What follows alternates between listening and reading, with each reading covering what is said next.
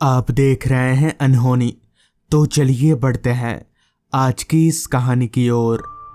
रोहन और सार्थक दोनों बहुत ही अच्छे दोस्त थे। अभी से नहीं बल्कि बचपन से ही एक दूसरे के बगैर किसी का मन नहीं लगता था। स्कूल से पेट दर्द का बहाना लेकर छुट्टी लेना हो या घर पर बिना किसी को बताए घूमने भाग जाना, दोनों एक साथ में ही करते थे। आज भी वो दोनों अपने किसी दोस्त की शादी में गए हुए थे और फिलहाल वहीं से वापस लौट रहे थे।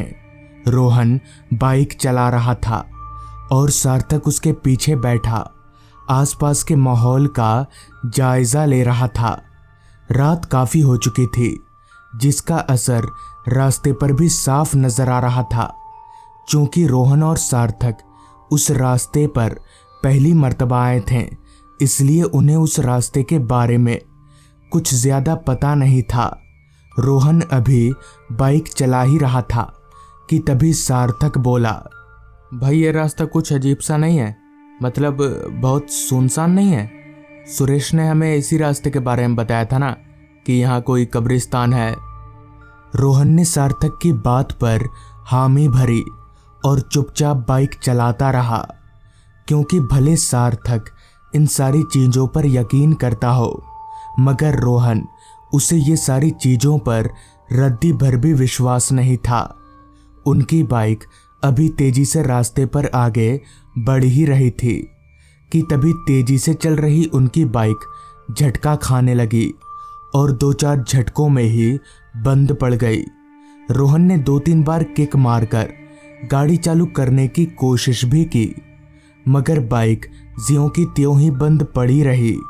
रोहन अभी बाइक चालू करने की कोशिश कर ही रहा था कि तभी सार्थक बोल पड़ा, ये वही कब्रिस्तान है ना जिसके बारे में सुरेश बता रहा था?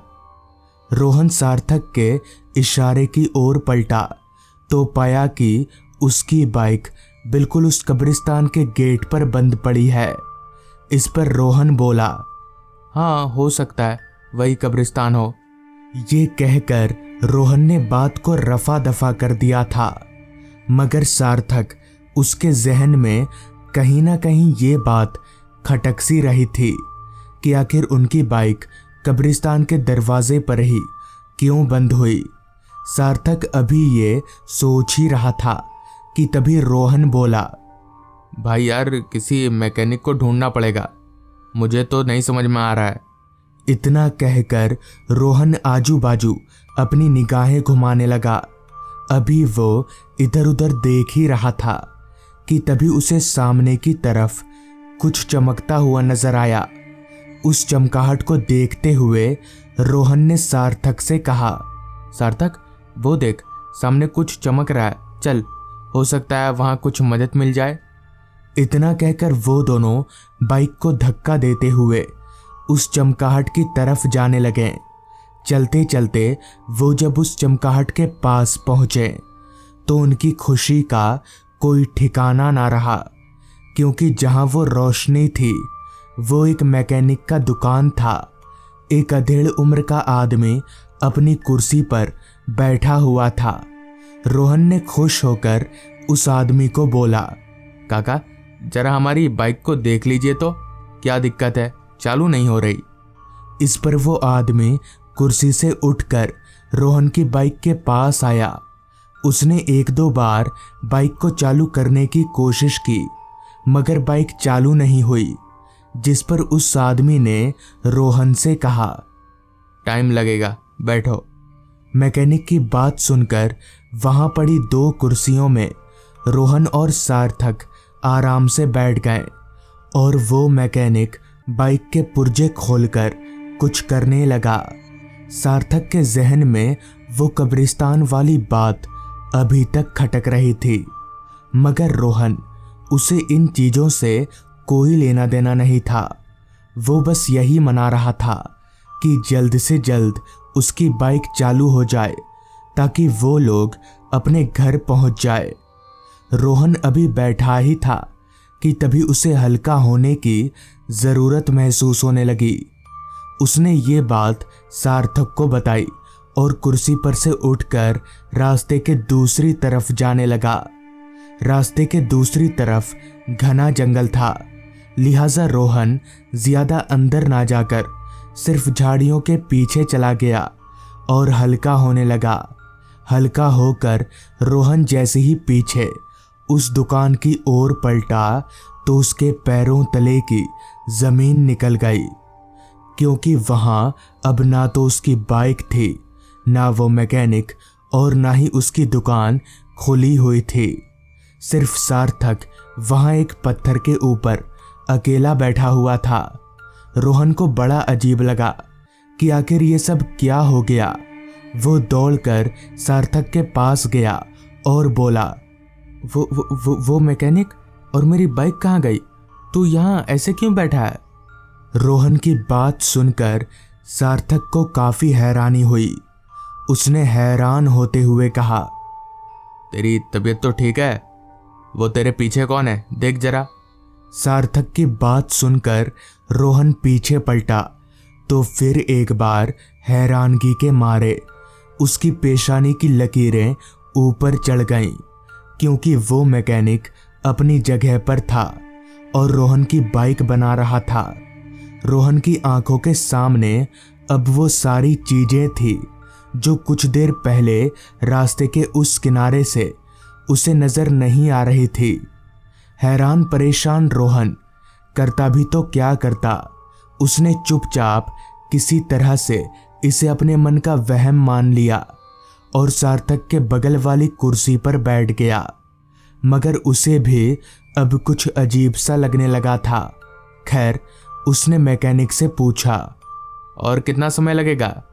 इस पर मैकेनिक ने कहा, बस अब ज्यादा समय नहीं लगेगा, दिक्कत पकड़ में आ गई है, अब बस थोड़ा ही वक्त लगेगा।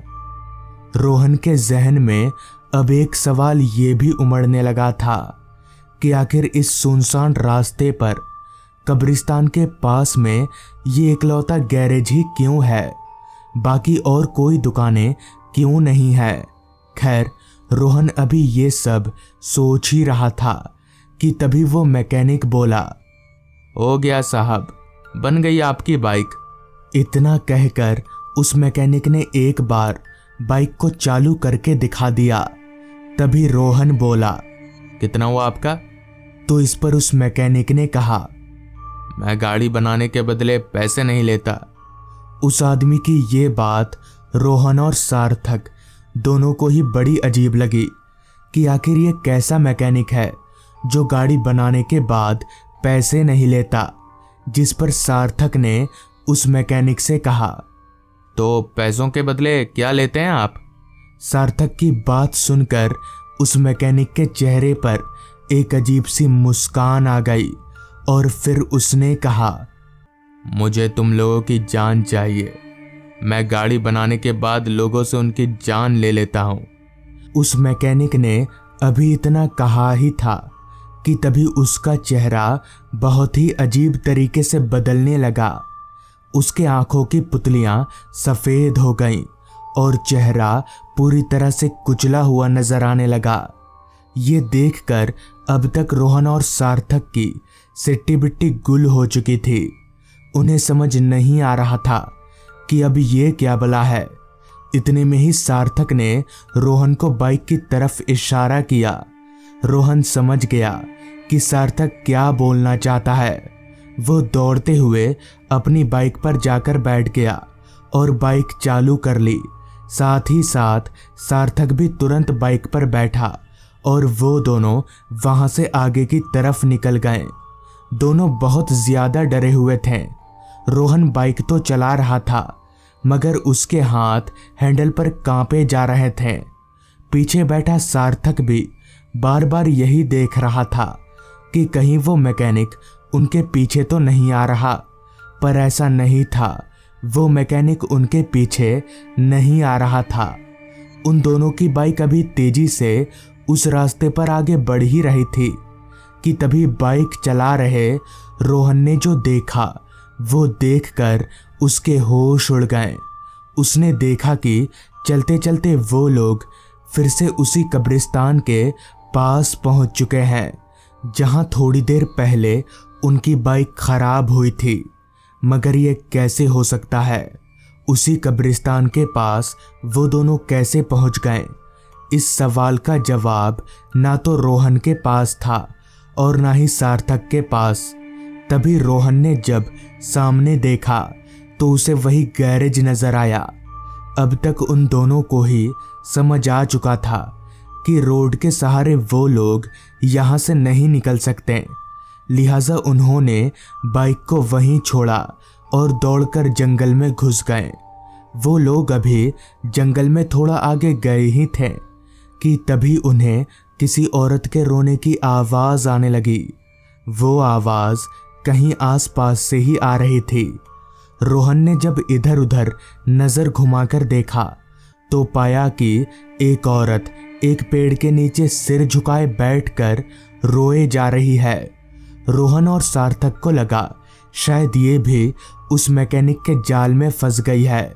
लिहाजा वो दोनों उस औरत के पास गए और उस औरत से कहा, क्या हुआ, आप रो क्यों रही है? इस पर उस औरत ने बिना सिर उठाए ही जवाब दिया, उन लोगों ने मेरे पति से गाड़ी बनवाया और पैसे मांगने पर मेरे पति को मार डाला। इतना कहकर उस औरत ने अपना चेहरा ऊपर उठाया तो उसकी शक्ल देखकर फिर एक बार उन दोनों की सिट्टी बिट्टी गुल हो गई। उन्हें समझ आ गया कि ये औरत इंसान नहीं है। जिसके बाद वो दोनों भागकर फिर से अपनी बाइक के पास आए, मगर इस बार वो लोग आगे ना जाकर पीछे की तरफ गए और सही सलामत उस रास्ते से बाहर भी निकल गए। बाद में उन्हें पता चला कि दरअसल एक बार कुछ शराब के नशों में धुत लड़कों ने उस मैकेनिक से अपनी कार बनवाई और जब कार बन जाने के बाद उस मैकेनिक ने उनसे पैसे मांगे तो उन लड़कों ने उसे पीटकर मार डाला। जब ये खबर उस मैकेनिक के पत्नी तक पहुंची तो वो इसे बर्दाश्त नहीं कर सकी और उसने उसी जंगल के एक पेड़ पर फांसी लगाकर खुदकुशी कर ली।